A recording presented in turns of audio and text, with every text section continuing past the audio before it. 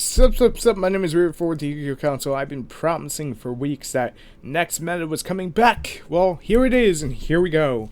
We're talking about what will be the best deck post-Bosch meta. Breakers of Shadow meta. What's going to be the #1 contender for the World Yu-Gi-Oh! Championship? Yes, I just said it that way. Ignore the jokes. Let's get serial. When it comes down to it, we have... I feel we have these guys, and then we have a bunch of rogues. Cosmos, Magispectors, Magicians, and Performer Pal, and Friends. Add 2 of those, I feel have higher standings than the other 4, which are Cosmos and Performer Pal and Friends. But I may be wrong. For Rogue Factor, I'm going to say Infernoid, because they haven't been seen. They could just come up out of nowhere, get a top. Kaiju, again, pretty much outs to fucking everything in this game, and multiple ways of building it. Again, this is all opinionated, so I want to hear your thoughts. And I want to say, there was one other I can't remember, so if I'm leaving it out, forgive me. But there are plenty of anti-meta decks coming up, and just decks in general that could take that spot. Oh, Cyber Dragon Infinity Turbo. But I feel it's too easy to stop nowadays, so go figure. I just really do feel it's too easy to stop. So let's break down these 4 decks and go into it. I'm going to start with the 2 I know the best. Magispectors and Magicians. Magispectors are pendulum based. They can drop little raccoons. They get the frog, which jumps over Mistake. And they get a bunch of counter trap cards that can nullify what you do. But, as we've seen before, the Magispector versus Cosmo matchup, they get outdone. We don't fully know at the time of release of this video how they fare against Magicians. Sometimes they go as a hybrid, and that may give them the 1-up against Cosmos. Now, keep in mind, Cosmos are getting new support in Bosch. I'm not 100% sure that everything was shown off, so we gotta take it with a little bit like there's this possibility, and there is always the looming fact that Konami could just alternate the ban list. Performer Pal and Friends, I've seen the OCG. They scared the living crap out of me. They were extremely quick. They have the Counter Fairy. They have Solemn Notice. But to be fair, so do Cosmos. But the way Cosmos will be shaped as a deck is the #1 factor of this video. Yeah, I'm not a Cosmo fanboy, let me just say that much. When it comes down to it, post-Bosch meta is pretty much one of the most interesting from a competitive aspect in a long time. If you don't play competitive, then it's not going to be as interesting to you. If you've never played competitive, it won't be as interesting to you.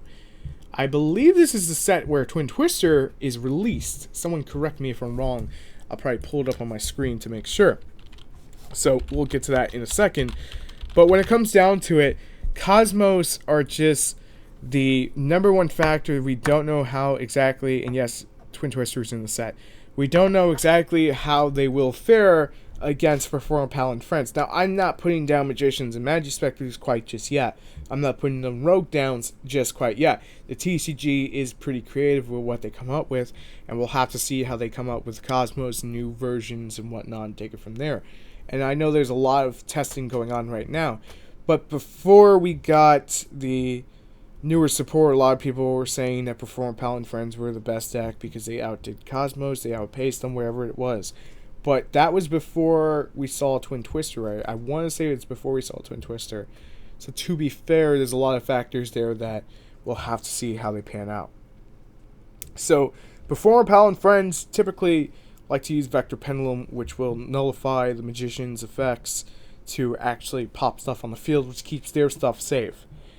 And that's a big factor in the game for the simple fact that they can't destroy your monsters, they can't destroy your scales, and they'll have to use stuff like Twin Twister to get around it. Magispectors, again, play big back row. Twin Twister is going to be something crucial. At least I feel it's going to be crucial to the metagame. Now, I'll be completely honest and say I don't play competitive anymore, but I study it enough to know it. I play it enough to know it. I play enough to know where this is going. It's going to come down to, at least in my eyes, and I want to hear your thoughts in a constructive mannerism. When it comes down to it, I think it's going to come down to Cosmos and Performer Pal and Friends for post-Bosch. Performer Pal and Friends are an amazing, powerful deck. And we're getting that Solemn Notice, we're getting that Counter Trap card, and we're getting Twin Twister. And we're also getting Cyber Dragon Infinity, we're getting the Trap Tricks, and the one rogue deck I left out was Mermails. But when it comes down to it, we'll have to see how each of these play out. Because, again, Performer Pal and Friends have the power, not exactly sure myself how consistent, to drop 3 Solemn Notice on turn 1 and just nullify what your opponent wants to do. Vector Pendulum, so that way they can't pop the back row with the Magicians. And if you don't draw Twin Twister, it's good fucking game, sir, because you're not going to get over those notices. Now, Mermails, like I said, have that good rogue factor. They have Lantean coming up, but Lantean's the strongest thing. They don't have Dragoons at 3 yet. They don't have Diva even at 2. Diva is at 1, Dragoons is at 2. I feel that hurts them to a degree because the Diva would help push them a little bit more. That maybe that's exactly what they need. Maybe Konami will semi-limit her for Bosch right before Bosch, because it comes out January 15th. I feel that may be a thing, but that's a factor, again, we can't count on. We're only counting on the factors we can really count on, which is Cosmos, Perform Pal and Friends, Twin Twisters, and Solemn Notices, and Cyber Dragons Infinities. Will Cosmos even play Cyber Dragon Infinities? Will any of these decks even play it? I feel Perform Pal and Friends would probably be the greatest deck that are going to be able to drop it. Not the greatest deck of the format, but they have the most capability of dropping it with the least amount of issues in their deck, and then taking it from there. But there's a lot of things going forward that, again, it just depends on turn 1. I feel we're going to get into one of those formats where it becomes, you go first or I go first, I have better setup, I win the game. That's kind of how it feels, but Twin Twister kind of shifts it, where it's like, well, I could discard a card and then pop 2 of yours, and it's a +0 situation where I take out 2 of yours, I get rid of 2 of mine, and we're even on terms of what we lost here, but the only difference is I have to go in blind and decide what I want to go against. But as I said, I don't want to count out Magicians because they are getting that new Synchro, and that new Synchro does help them out quite a bit. They are getting a few more cards. Magi Spectres get the Frog. They can combine with Magicians. They can combine with Performer Pal and Friends. They can get really, really dumb really quickly. When it comes down to it, I can't say in this video as a definitive answer which of these will be the best post-Bosch. I can just basically give my thoughts on what I think will be the best.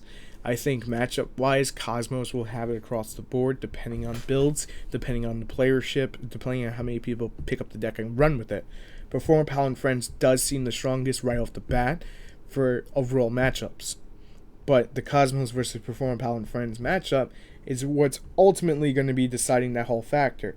And then you take in Rogue that has Mermails and Infernoids, which Infernoids may not even be on that whole thing by that time, but I still feel they have the power to get up there.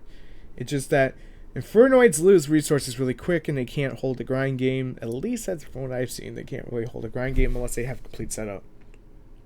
And all these decks coming out, especially with Solemn Notice, they're going to have to come up with something to get over that grind game. They're going to have to adapt into it to get into that meta spot. Hence why I feel Mermail would probably be the best out of the Rogue to actually get that spot and be the 5th deck there. But these 4 definitely will probably be on top tables in some shape or form, whether it be regionals, YCSs, whatever.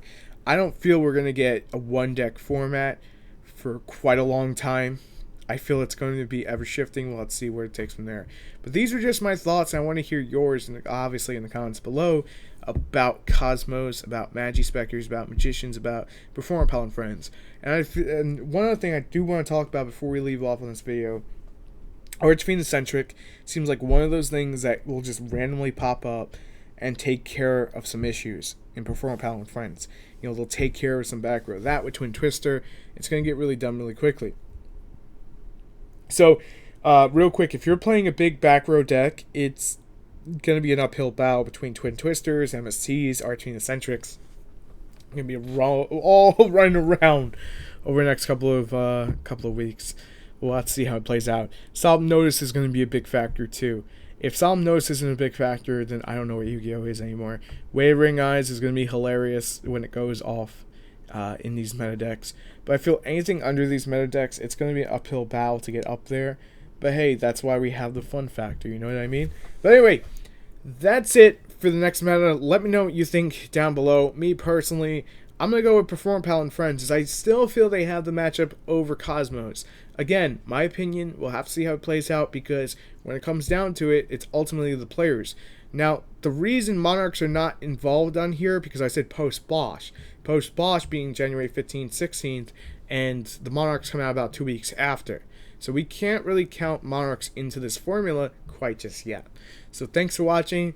Keep tuning back in for next meta, and I'll keep uploading it. Thanks for watching, and I'll see you later. Peace.